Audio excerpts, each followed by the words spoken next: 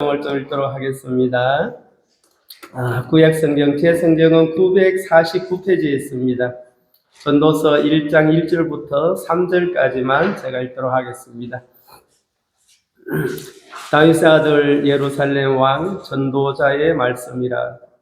전도자가 이르되 헛되고 헛되며 헛되고 헛되니 모든 것이 헛되도다. 해 아래에서 949페이지입니다.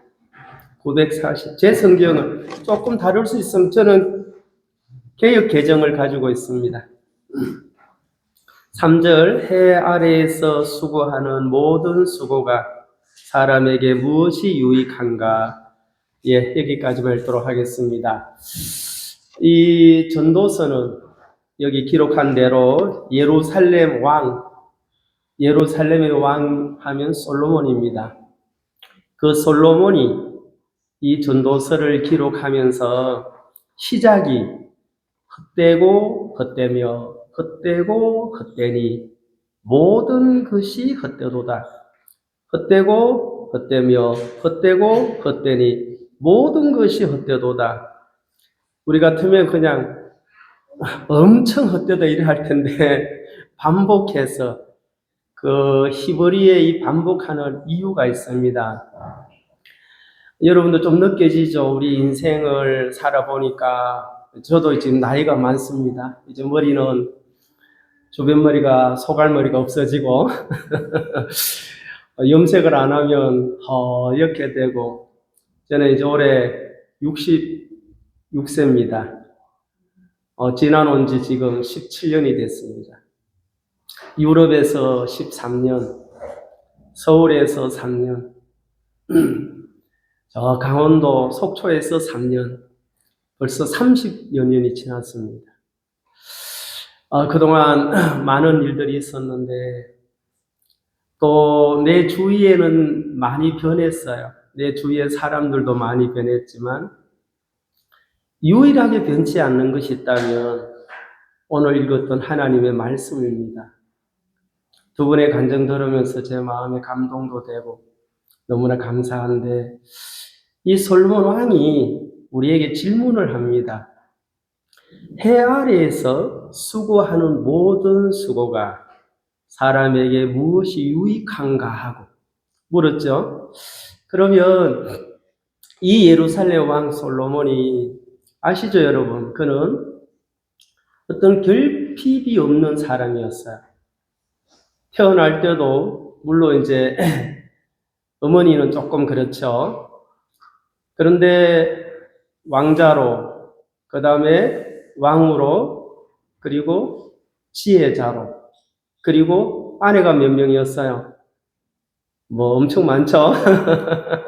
여하튼 1000여 명이라 하고 그러는데 그 예루살렘 궁에 살면서 정말 전무후무하게 이 사람은 모든 것을 취하고 누렸던 그런 사람입니다.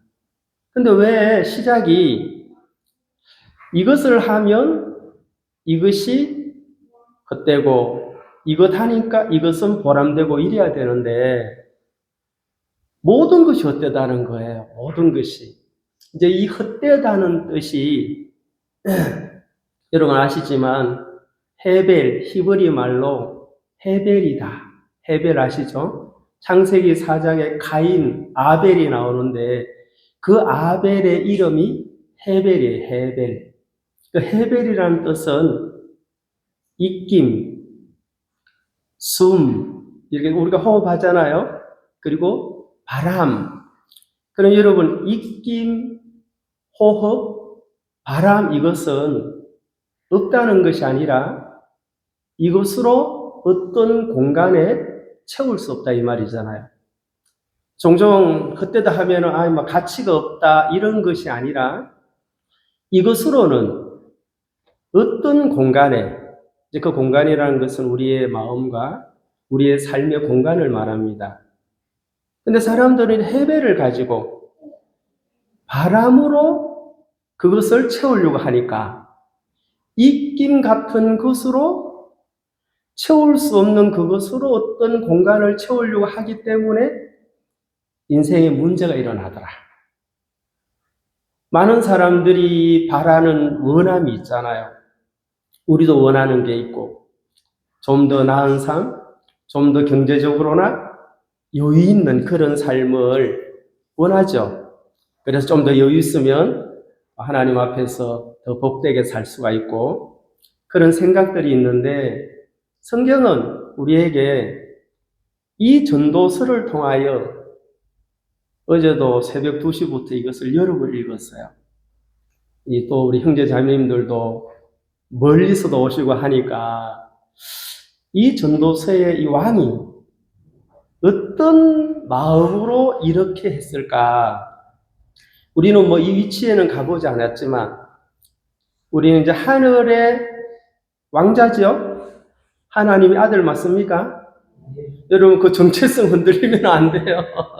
우리는 하나님이 우리를 향하여, 제가 이게 성경을 안 찾으면 간혹 제가 설교한 걸 다시 들으면은 성경 장을 잘못 얘기하더라고.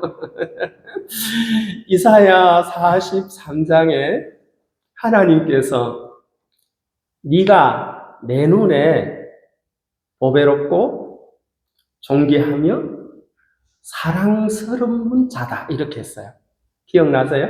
이사야 43장에. 그때 이스라엘 백성들의 형편들은 포로 중에 있었고 포로로 끌려갔으며 그들이 이방인들에게 끌려가고 포로가 된 상태는 참으로 비극 같은 그런 상황이었어요. 그래서 사람들이 생각할 때 이건 하나님의 징벌이며 하나님께서 우리를 사랑하고 보배롭게 여기고 존귀하게 보는 게 아니고 우리를 악하게 보고 천하게 보며 이 징계의 대상으로 삼지 않았느냐라고 사람들의 이성이 그렇게 결론을 내리더라는 거예요. 그러니까 이제 사람들이 생각하는 거하고 하나님이 말씀하는 거하고는 거리가 멀어요, 가까워요? 너무 먼 거예요, 거리가. 대답 잘하면 나중에 제가 사탕 드릴게요. 예배 마치고 선물로. 그러니까 우리는 오랫동안 왜곡된 이성을 믿고 살았어요. 그러니까 이게 지금 우리는 이 하나님을 믿기 전에 이제 예를 들어서 창세기 1장 1절에 태초에 하나님이 천지를 창조하시니라. 2절에 땅은 혼돈하고 공허하며 흑암이 깊음이 있고 하나님의 신은 수면에 운행하시느니라. 기억나시죠? 그러면 그 땅은 혼돈하고 공허하고 흑암 어둠 속에 다 갇혀 있다는 거죠. 그때 하나님의 역사는 혼돈을 제거하고 공허를 제거하고 흑암을 제거하는 게 아니고 그 상태에서 빛이 있으라 하시더라는 거죠. 근데 이제 사람들이 원하는 바램은 혼돈을 없애주세요. 공허를 없애주세요. 흑암을 없애주세요라고 바라잖아요. 공허, 혼돈 아시죠, 여러분? 공허라는 것은 어떤 것으로도 채울 수 없는 마음의 상태. 혼돈은 뭐죠? 방향이 없어요. 이 질서가 다 무너졌기 때문에, 질서가 붕괴되었기 때문에 내가 바르게 가고 싶어도 이게 안 된다는 거예요. 왜? 많은 무리가 이쪽 방향으로 가기 때문에 혼자 반대 방향으로 가려고 하면 어렵죠. 그래서 하나님이 이것은 어떤 상태라는 것을 우리에게 설명해 주는 거예요. 지금 혼돈하고 공허하는 것은 역사를 할 수 있는 상태다.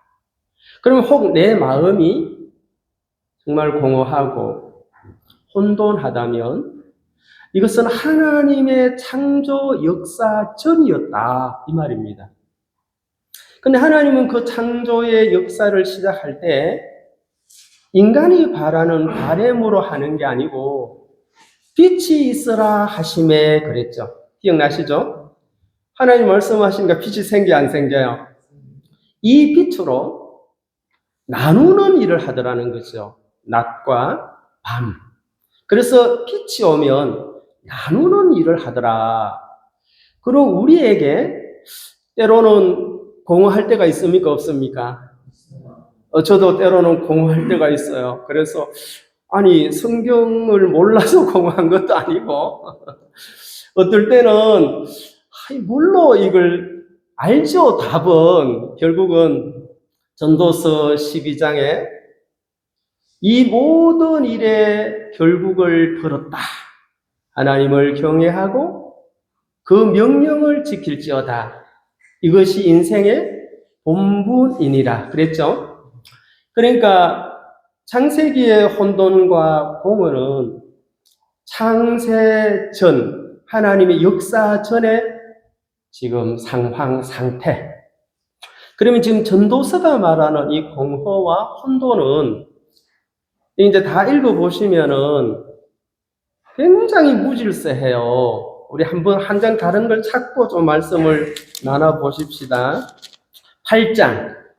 8장에 보시면 11절 956페이지입니다. 8장 11절 악한 일에 관한 징벌이 속히 실행되지 아니하므로 인생들이 악을 행하는데 마음이 담대하도다. 그러니까 사람들이 생각할 때 어떤 사람이 악을 행하면 어떤 마음을 가져요? 저 징벌을 받아야 돼. 거기에 대한 대가는 징계다. 그런 생각을 하잖아요. 근데 여기는 속히 실행되지 아니한대요. 이 속히 실행이 돼야 되잖아요. 빨리 징계 받아가지고 하나님 앞으로 돌아오든지, 빨리 징계를 받아서 회개를 하든지, 징계를 받아가지고 이런 놀라운 간증을 하든지 그래야 되는데, 하나님은 이 악을 보시면서도 속히 실행을 안 하더라는 거예요. 그러니까 사람들이 담대함을 얻어가지고 악을 행하는데 마음이 강해지더라, 담대해지더라. 요게 이제 약간 뭔가 하면은 혼돈이죠. 이거는 공허하기보다는 질서의 붕괴 아니에요? 요런 대가는 요 대가를 지불을 해야 되고, 이런 행동은 이 대가를 받아야 되는데, 이 대가가 없고, 그 다음에 12절.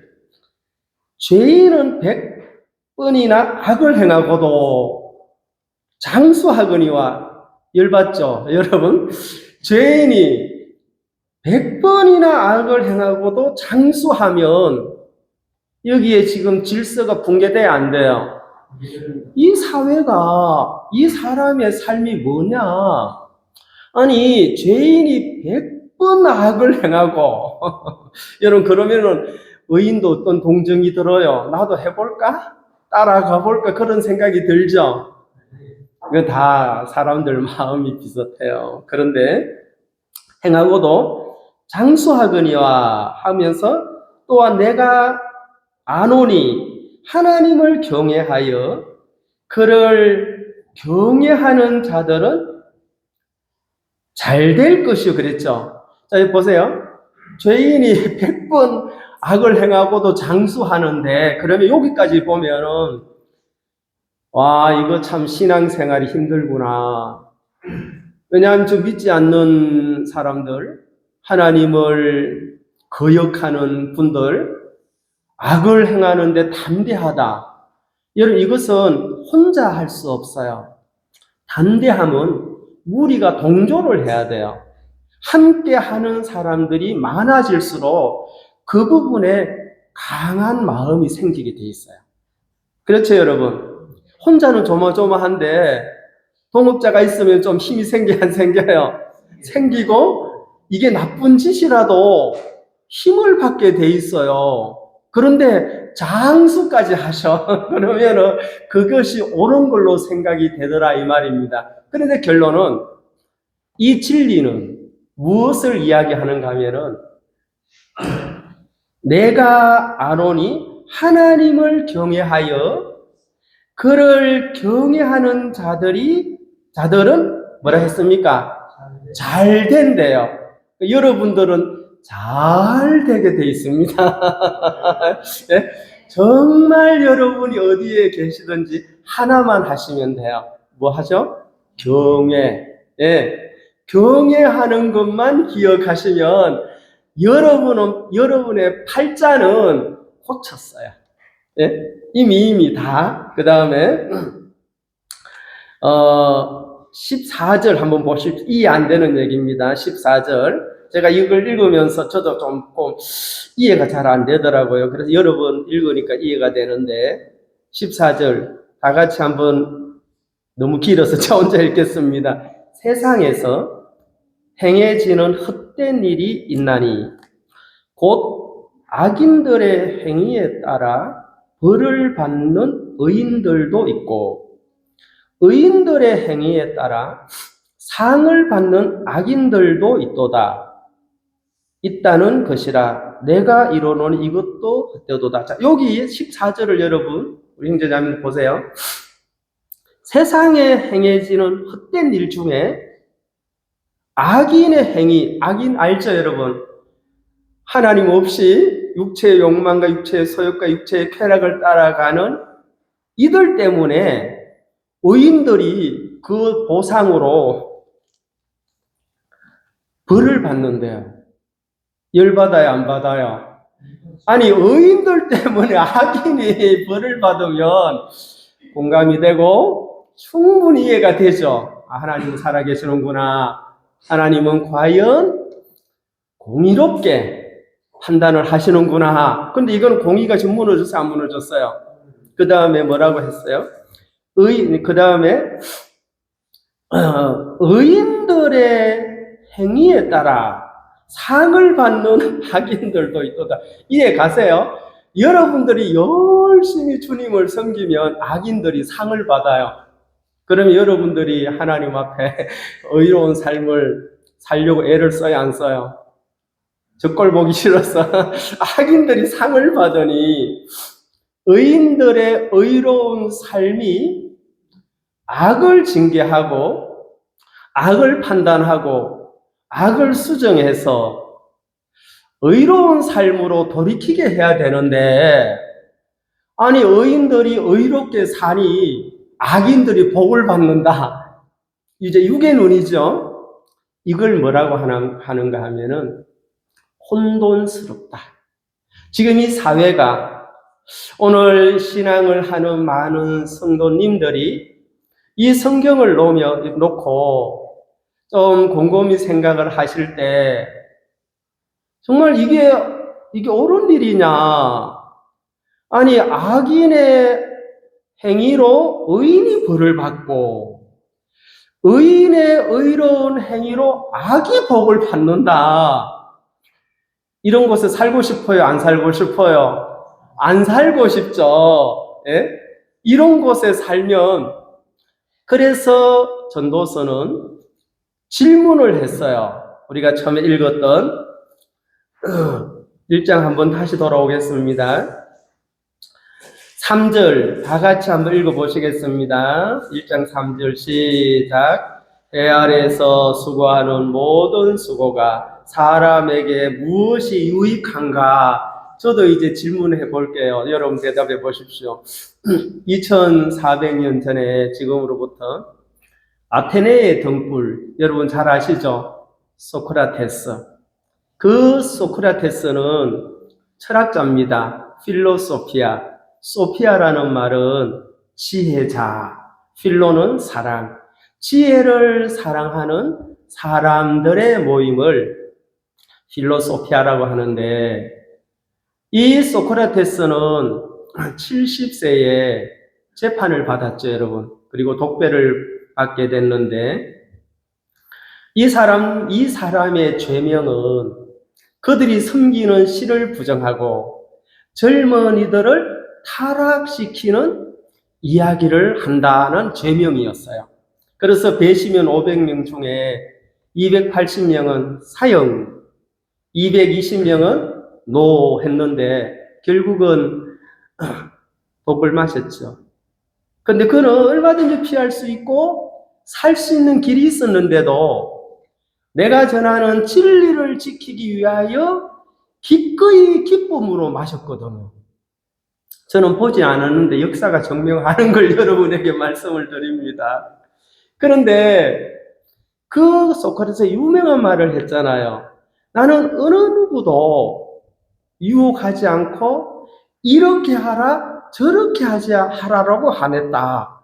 그 배심원들 앞에서 네가 젊은이들을 이렇게 하라 저렇게 하라 해서 저 젊은이들이 일도 안 하고, 그래서 그때 이름을 붙인 게 소피스트. 소피스트라는 말은 몸 파는 사람들, 지혜를 팔아서 살아가는 사람들을 소피스트라고 했어요. 그 당시 좋지 않는 말이죠. 우리 옛날에 보면은 예수쟁이 그런 말 들어보셨어요? 요즘은 그런 말씀 잘 안 해요. 옛날에 한 40년, 50년 전에 저 예수쟁이, 왜냐하면 그 당시는 우리나라의 유교가 굉장히 강하게 작용을 했기 때문에 그 예수쟁이, 부모님들도 그러잖아요. 그것처럼 그 아테네의 등불을 놓고 많은 사람들이 저거는 위험한 사상가고 어떤 사람들은 위대한 사상가라고 했어요. 두 부류가 나누어졌죠. 근데 소크라테스가 많은 그 유명하다는 한 철학자들에게 너들은 모르는 것을 모르고 있다. 나는 모르고 있는 것을 모른다는 것을 안다. 이 차이가 엄청난 차이가 나는 거죠. 여러분들 우리가 하나님 앞에 나는 참 모르고 있다는 것을 모른다 하면 순종의 귀가 열려요. 마음이 열리게 돼 있어요. 모르는 것을 알 때, 내가 이 부분에 모른다는 것을 정말 알면 신기하게 말씀을 대하는 마음 자세가 달라집니다. 그리고 곰곰해지고, 그리고 굉장히 생각이 깊어지는 거죠. 그래서 여기도 지금 질문을 했어요. 근데 소크라테스의 질문을 뭔지 아세요? 나는 악이 뭔지를 질문했다. 자, 예를 들어서 제가 유럽에 있을 때 어떤 나라에 마약하는 청년들이 너무 많았는데 마약을 왜 하지? 마약을 하면은 무슨 환각 증세가 일어난대요. 저는 그걸 안 해봐서 잘 모르는데, 그러니까 이 사람들을 거기서 못 벗어나는 거예요. 언제? 중독이 돼버리면. 그러면 마약을 하면 어떻게 되지? 예, 중독이 되죠. 그 다음에는 어떻게 되지? 중독이 되면은 가정에 파탄이 나겠지. 그 다음에는 어떻게 되지? 가족을 잃겠지. 그 다음에 어떻게 되지? 결국은 죽겠지. 이게 질문이잖아요. 그래서 이 철학자는 끊임없는 질문만 했다는 거예요. 그런데 그 질문은 이 지혜를 아는 소크라테스 편에서는 사람들이 악을 행하는 이유가 정확하게 모르기 때문이다. 정확하게 악의 대가를 안다면 마약에 중독이 되었을 때 그걸 안다면 마약에 손을 대겠어요? 안 대겠어요? 그거는 하지 마라가 아니고 나는 깨우친 것밖에 없다. 어두운 인생들의 길을, 인생들의 사상을 그들이 추구하는 그 길은 모르니까 가는 거죠. 그 길이 빛의 길이고 영광의 길이고 소망의 길이라면은 푸시를 해야 되지만 지금 그 전쟁을 치룬 그 아테네는 혼돈 상태에 빠져 있는데 그 젊은이들에게 무엇을 주어야만 진정한 소망을 얻을 수 있느냐 깨달아야 된다 해서 그래서 질문을 했어요. 이 전도서를 읽으면 비슷하더라고. 사람에게 무엇이 유익한가 하고 우리에게 질문을 했어요. 솔로몬 왕이. 이 사람은 뭐가 결핍스러워서 뭐가 부족해서 그런 게 아니고 알다시피 예루살렘 궁에서 이 사람의 지혜는 대단했어요? 안 대단했어요? 그 서바 여왕이 와가지고 솔로몬의 지혜를 듣고 감탄을 했고, 솔로몬의 그 창기 그 지혜 알죠, 여러분? 한 아이를 이렇게 나누어서 생명을 찾아주는 그런 놀라운 지혜는 믿지 않는 사람들 굉장히 많이 알고 계시더라고. 이 지혜로운 이 사람이 지금 여러분이 추구하는 결과가 무엇이 유익한가 하고 질문을 했어요. 만약에 여러분이 우리 모두가 원하는 이것이 과연 나에게 어떤 것으로 작용을 할 것인가? 그래서 악이 어떤 영향을 미치는지를 안다면 소크라테스가 악을 행하지 않을 거다. 선을 행할 때 선의 결과를 안다면 이 사람들은 자발적으로 선을 행할 수가 있을 것이다. 이걸 이제 아는 분이죠. 그래서 이 전도서가 공허하고 혼돈의 극치인데, 공허하고 혼돈의 극치를 말하는 왕이 전도서 마지막 장에 정확한 질서와 혼돈을, 공허를 해결하고 질서를 유지하는 유일한 길을 우리에게 주셨더라는 것입니다. 아멘. 뭐 집에 가서 찾아보십시오, 만약에. 그래서 여기서 헛되고 헛되며 이 말은 없다라는 말이 아니고 이것으로 잡을 수도 없고 채울 수가 없다. 이게 우리의 인생의 삶이었습니다. 오직 믿음에는 반드시 순종이라는 것이 동반이 돼야 됩니다. 나 믿습니다. 나 하나님 믿습니다. 하나님 사랑합니다라고 그친다면 거기서 순종이 없다면 무엇에 대한 순종입니까? 하나님의 말씀에 대한 순종이 없다면 그 믿음은 망상에 불과한 것입니다. 사람들이 악을 알죠? 선을 알죠? 그러나 선을 알고 악을 말하지만 그 길을 행한다면 그 사람은 그 악에 대하여 정확한 진리가 정리가 안 된 거죠. 그래서 우리가 하나님을 만나서, 여러분 이 예배당 좋은 예배당입니다. 굿처치.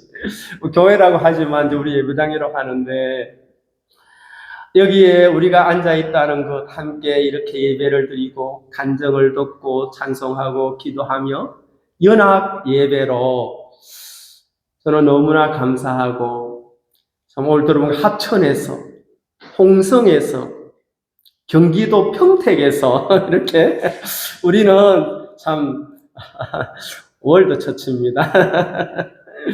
멀리서 이렇게 오셔가지고 한 자리에서 이렇게 예배를 드릴 수 있다는 것은 너무나 놀라운 사건 중에 하나이라고 저는 믿습니다. 이것이 우연히 된 것이 아니라 하나님의 계획이 있었는데 그 계획 안에 참여하는 우리들은 나를 비우는 일이 참 많았었다는 것입니다. 내가 원하는 대로가 되는 것이 아니고 나를 비우지 않고는 순종의 삶을 배울 수가 없습니다. 그래서 순종은 반드시 나를 비울 때 가능합니다. 그냥 비움으로 끝나는 것이 아니라 믿음으로 순종하여 발을 내디딜 때 하나님은 그때 말씀하시는 그 말씀이 너는 내 눈에 존귀하고 보배롭고 사랑스럽다. 누가 그러죠? 창조주께서, 하나님께서 사랑하는 우리 형제 자매님들을 또 저와 우리 모두에게 지금 하나님의 눈에는 우리를 보배처럼 보여지더라는 거예요. 여러분, 보배는 가치가 있는 거예요, 없는 거예요? 너무 가치 있죠. 그 다음에 존귀한 자. 자매님 참 존귀합니다. 형제님 존귀합니다. 자매님 사랑스럽습니다. 형제님 사랑스럽습니다. 단어 자체도 풍요롭죠. 이런 단어를 사용할 때도 우리의 마음이 어때요? 너무너무 풍요롭듯이 하나님이 우리를 향하여 여러분 모두는 존귀한 자입니다. 보배로운 자입니다.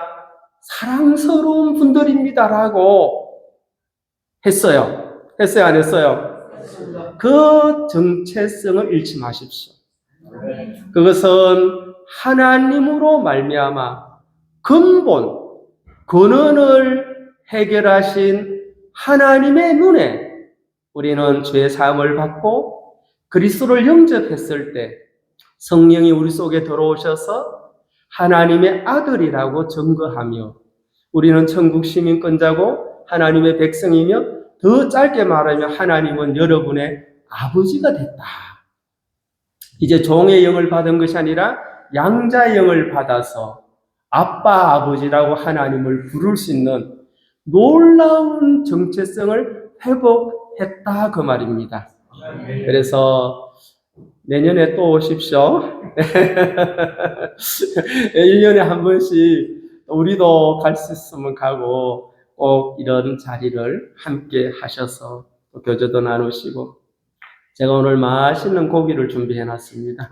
가서 얼른 가서 고기 구워서 맛있게 대접을 해 드릴 테니 맛있게 드시고 그런 복된 시간을 가지면 좋겠습니다. 그럼 제가 기도 한번 드리고 마치겠습니다. 하나님 아버지 감사합니다. 혼돈하고 공허한 인생 속에 하나님의 말씀이 찾아와 주셨고 그 말씀이 빛으로 변하여 또 나누는 삶을 주신 것을 감사합니다. 오늘 홍성에서 또 김해에서 합천에서 평택에서 여러 곳에서 사랑하는 성도들께서 오셔서 한자리에 예배를 드리고 간증을 나누며 하나님 앞에 웃고 감사하는 이런 시간들을 보낼 수 있도록 인도해 주신 우리 하나님 아버지 앞에 감사와 영광을 돌립니다. 오후 시간도 주님께서 풍요롭게 하시고 사랑하는 성도들 한 분 한 분 복된 삶을 허락하시며 또 하나님의 말씀 앞에 자기의 인생을 맡기고 진정한 자유와 평안 속에 복된 신앙 생활을 하며 하나님의 생명의 통로가 되는 귀한 교회들로 인도해 주시게 되기를 바랍니다. 오늘 우리에게 귀한 시간을 주신 주님께 감사를 드리며 예수님의 이름으로 기도드리옵나이다. 아멘.